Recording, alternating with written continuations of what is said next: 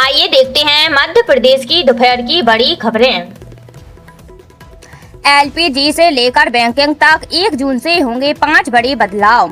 लागू होंगे नए नियम, आम नागरिकों पर पड़ेगा असर। आपको बता दें 1 जून से कई नए नियम लागू होने वाले हैं। इसमें यूपीआई, एटीएम और एलपीजी संबंधित बदलाव शामिल है, जिसकी जानकारी आम जन को होनी चाहिए। आइए जानते हैं अगले महीने की शुरुआत से क्या क्या बदलने वाला है।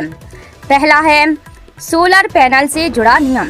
सोलर पैनल से संबंधित नियम भी बदलने वाले हैं। 1 जून से ALM मॉडल लागू होने जा रहे हैं, जिसके तहत सरकार की तरफ से मिलने वाली सब्सिडी, नेट मीटरिंग और सरकारी योजना वाले परियोजनाओं में सोलर मॉड्यूल सेल का उपयोग किया जा सकेगा, जो सरकार की अनुमति लिस्ट में शामिल है। केंद्र सरकार ने स्पष्ट किया है कि छूट नहीं दी जाएगी।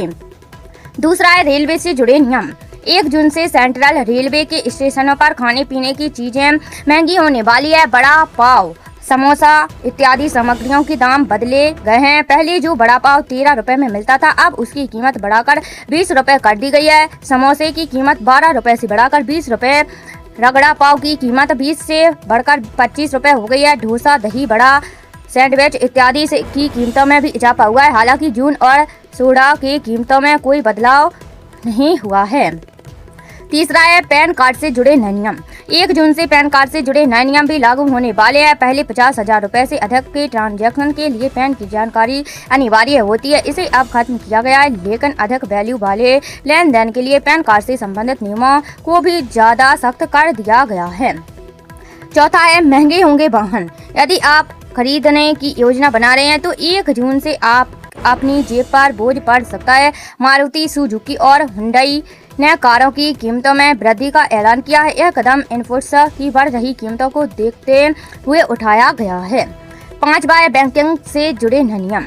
HDFC बैंक ने करंट अकाउंटों के कैश डिपॉजिट से जुड़े नियमों में बदलाव का ऐलान किया है। पहले छोटे मूल्य के नोट के जमा पर कोई निश्चित सीमा नहीं थी, लेकिन अब फ्री लिमिट तय होगी। इससे अधिक कैश डिपॉजिट करने पर चार्ज का भुगतान करना होगा। कैनरा बैंक में यूपीआई लेनदेन से संबंधित नियमों में बड़ा बदलाव किया है। 2,000 रुपए से अधिक के यूपीआई पेमेंट्स पर रुपए क्रेडिट कार्ड स्वीकार करने के लिए मर्चेंट डिस्काउंट रेट लागू होगा। पंजाब नेशनल बैंक का 1 जून 2026 से PNB master card platinum debit card के लिए कम्प्लीमेंट्री लाउंज एक्सेस की सुविधा नहीं मिलेगी। MP के 1.5 लाख शिक्षकों को TET पास करना अनिवार्य। आपको बता दें मध्य प्रदेश के 1.5 लाख से ज्यादा शिक्षकों को शिक्षक पात्रता परीक्षा देनी ही पड़ेगी। सुप्रीम कोर्ट ने शुक्रवार को रिव्यू पिटीशनों पर फैसला सुनाते हुए कहा कि बच्चों के बेहतर शैक्षणिक विकास और गुणवत्तापूर्ण शिक्षा के लिए शिक्षकों का TET पास करना जरूरी है। कोर्ट ने यह भी साफ किया कि यह फैसला सिर्फ मध्य प्रदेश तक सीमित नहीं है, बल्कि देश भर के इन सर्विस शिक्षकों पर लागू होगा। जिन राज्यों में अब तक पुराने शिक्षकों को TET से छूट मिली हुई थी, वहाँ भी अब यह आदेश प्रभावी माना जाएगा। हालांकि सुप्रीम कोर्ट ने राहत देते हुए परीक्षा पास करने की समय सीमा 2 साल से बढ़ाकर 3 साल कर दी है। अब शिक्षकों को 31 अगस्त 2028 तक TET पास करने का मौका मिलेगा। राजस्थान, MP समेत 12 राज्यों में बारिश, ओलावृष्टि। आपको बता दें मानसून के करीब आते ही शुक्रवार को कई राज्यों में तापमान 40 डिग्री सेल्सियस से नीचे पहुंच गया। राजस्थान, मध्य प्रदेश, उत्तर प्रदेश, दिल्ली, पंजाब, हरियाणा, बिहार, झारखंड, छत्तीसगढ़, पश्चिम बंगाल, हिमाचल और उत्तराखंड में बारिश, आंधी और ओले गिरे। बिहार में औरंगाबाद, गया, सारण और खगड़िया जिलों में बिजली गिरने से 8 लोगों की जान गई है। वहीं पश्चिम बंगाल के 6 जिलों में बारिश में घर और बिजली गिरने से जुड़ी घटनाओं में 7 लोगों की मौत हो गई है। उत्तर प्रदेश में आंधी, तूफान और तेज बारिश से हालात बिगड़ गए हैं। शुक्रवार को सहारनपुर में तेज बारिश, इनोवा ट्रैक्टर समेत 10 गाड़ियां बह गई हैं। बाइक मलबे में दब गई, 2 टूरिस्ट की मौत हो गई है। राजस्थान के जयपुर समेत 6 जिलों में शुक्रवार को तेज बारिश के साथ ओले भी गिरे। मानसून 7 दिनों में केरल पहुंचेगा। इसी बीच भारत मौसम विज्ञान विभाग ने कहा कि दक्षिण पश्चिम मानसून अगले 7 दिनों में केरल पहुंच सकता है। हालांकि विभाग ने इस साल मानसून के सामान्य से कमजोर रहने का अनुमान भी जताया है। PM किसान योजना, क्या जुलाई नहीं जून में आएगी 23वीं किस्त? यहाँ जाने क्या कहता है नियम। आपको बता दें सरकार की कई सारी योजनाएं जिनके जरिए किसानों को लाभ देने का काम किया जाता है। इसी कड़ी में एक योजना प्रधानमंत्री किसान सम्मान निधि योजना भी है, जिसकी इस बार 23वीं किस्त जारी होनी है। योजना से जुड़े पात्र किसानों को 23वीं किस्त के रूप में 2-2 हजार रुपए की सम्मान राशि मिलेगी। लेकिन क्या आप जानते हैं कि ये 23वीं किस्त कब आएगी? क्या ये किस्त जुलाई नहीं बल्कि जून में जारी होगी? चलिए जानने की कोशिश करते हैं। किसे मिलेगी 23वीं किस्त? पीएम किसान योजना की किस्त का लाभ सिर्फ पात्र किसानों को मिलता है। अगर आप इस योजना के लिए पात्र हैं और इस योजना में आवेदन किया है तो आप लाभ प्राप्त कर सकते हैं। योजना के तहत मिलने वाली किस्त का लाभ लेने के लिए लाभार्थियों को कुछ काम भी करवाने होते हैं। इनमें KYC, भू सत्यापन, आधार लिंकिंग जैसे कई काम शामिल है। जो किसान इन कामों को तय समय तक करवा लेते हैं उन्हें किस्त का लाभ मिलता है। क्या 23वीं किस्त जून में जारी होगी?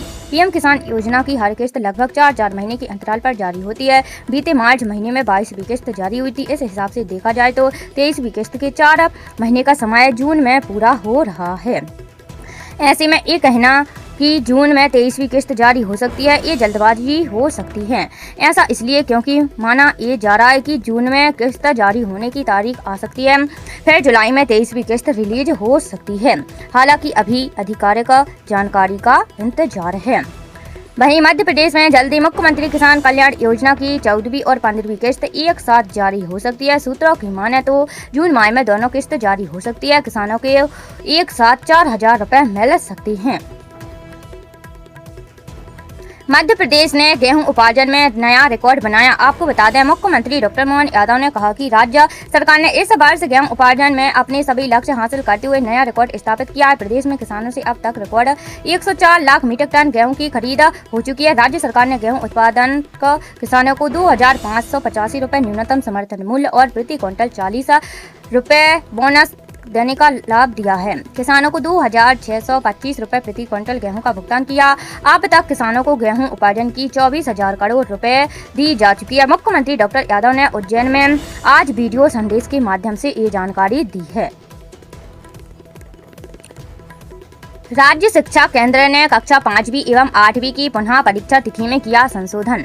आपको बता दें, राज्य शिक्षा केंद्र द्वारा कक्षा 5वीं एवं 8वीं की पुनः परीक्षा की तिथियों में संशोधन किया गया है। इस संबंध में समय सारणी भी जारी कर दी गई है। जारी कार्यक्रम के अनुसार पुनः परीक्षा का आयोजन 16 जून से 23 जून तक किया जाएगा। इसके बाद 24 से 28 जून के बीच उत्तर पुस्तिकाओं का मूल्यांकन किया जाएगा। राज्य शिक्षा केंद्र द्वारा यह भी स्पष्ट किया गया है कि पुनः परीक्षा के आयोजन संबंधित अन्य सभी पूर्व निर्देश यथावत रहेंगे।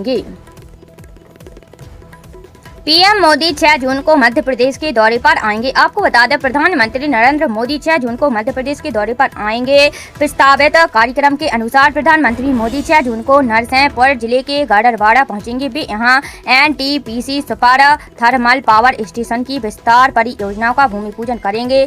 Gadarwara super thermal power station के विस्तार के तहत 1600 मेगावाट क्षमता की 2 नई इकाइयां स्थापित किए जाने का प्रस्ताव है। इस परियोजना से मध्य प्रदेश की बिजली उत्पादन क्षमता में बढ़ोतरी होगी और औद्योगिक व घरेलू जरूरतों को पूरा करने में मदद मिलेगी। बताया जा रहा है कि मुख्यमंत्री डॉक्टर मोहन यादव ने पिछले महीने नई दिल्ली में प्रधानमंत्री मोदी से मुलाकात कर गाडरवाड़ा परियोजना के भूमि पूजन का अनुरोध किया था।